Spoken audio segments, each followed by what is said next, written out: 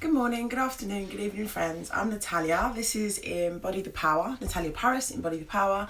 Please take what resonates and leave the rest because life's dynamic and subject to change. Okay, it's a bit different today. I was getting through when I was shuffling the cards and sort of meditating, just sort of briefly. I was getting through unconditional love. So I kind of put a few notes down just so I don't sort of go off on a tangent, which I can do.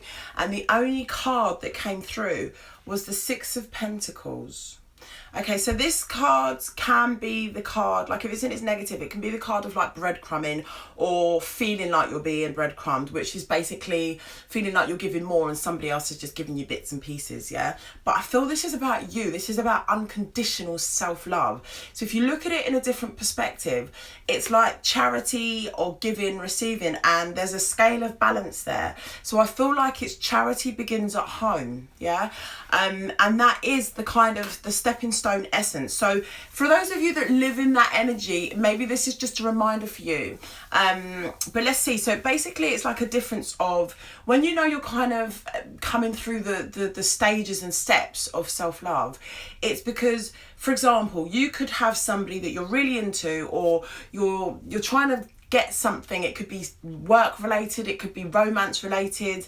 An example would be you're kind of really hit rock bottom. You know you want a life partner or a partner you've already got to sort of step up to see things the way you do, you know, whether that's right or wrong, but that's how you're feeling. And at one point in your life you'd be like, why can't I be loved? Why aren't I lovable? Why does no one love me? Why does no one want me? You know, and then it's like there's that was you then, and then the new you would be if you were in a similar situation. It's like, I'm amazing. Why is this person, you know, why does this person not see how amazing I am? So it's not that you're taking it inwards anymore. You're actually identifying with the fact that you are amazing. You're powerful, beautiful, you're perfect. You know, you're everything you're supposed to be. Whether you can make it better or worse right now, it's kind of accepting yourself. It's forgiving yourself. It's forgiving others around you. It's allowing any shame or guilt feelings, deep shame and guilt, instead of like trying to sort of sidestep them, just sit in them. What is it you did in relation to guilt? That and these are the first stages when you start coming to learn how to self-love.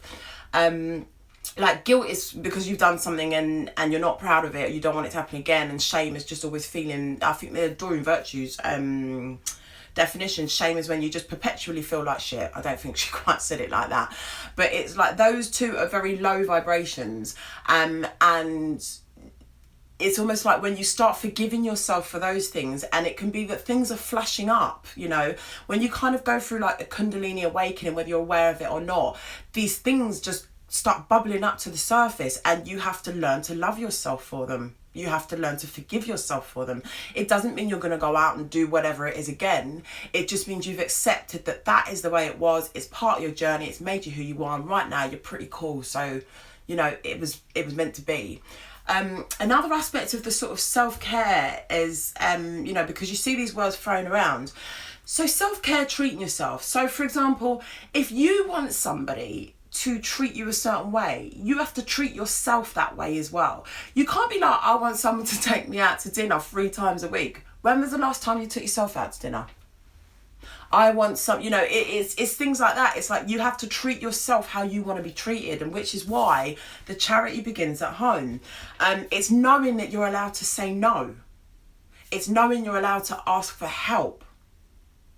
You know, it's appreciating and loving yourself enough to know that you're not going to take a back step. You know, if you've got 2 plates of food and someone else is eating and you're really hungry, I know this is really simplifying it, a way you may have been in the past to people please, oh no, I'll just give it away because that's what we do.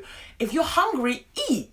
You know, look after yourself. That's not going into selfishness, because we also have compassion. You know, that's what keeps us away from being sort of just elbows out, don't give a shit about anyone. We do what's right for us. We love ourselves enough to know what's right for us.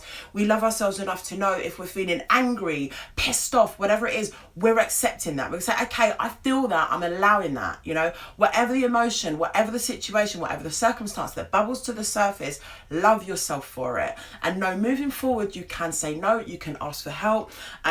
And you can treat yourself with love, respect and care as well. So this is what's coming up quite deeply. Yeah, so it's obviously needed. A sort of brief reminder that it's okay to love yourself. I remember when I first started doing work with people some years ago, and I'd say to them, look in the mirror and say, I love myself unconditionally. And some of the people would twitch. They'd be like, what? Like, you know, I'd just ask them to do something low down dirty. Like, it was like, no, I'm just saying love yourself. So maybe have a go at that. Look in the mirror and just say, or even without a mirror, and just say, I love myself. I love myself unconditionally. You know, because if you don't know how to love yourself, how can you expect somebody else to love you? How can you teach somebody else to love you? What are they loving about you? You know, it's like trying to say to someone, I want to make a 4-tier cake, but you've never made it yourself. How are you going to teach someone to make a cake if you don't know how to make it yourself? You know, you can give them the advice, but you've got to live that dream. And it really is living that dream, you know. Love thyself, and you're able to then love other people. Stop judging yourself. You're able to stop judging other people, because then you're able to, it's not to say that somebody else hasn't done something that's not good. It means you can start from a level playing field. Right, what do we do about this from now? So, I feel like I'm babbling. Let's see.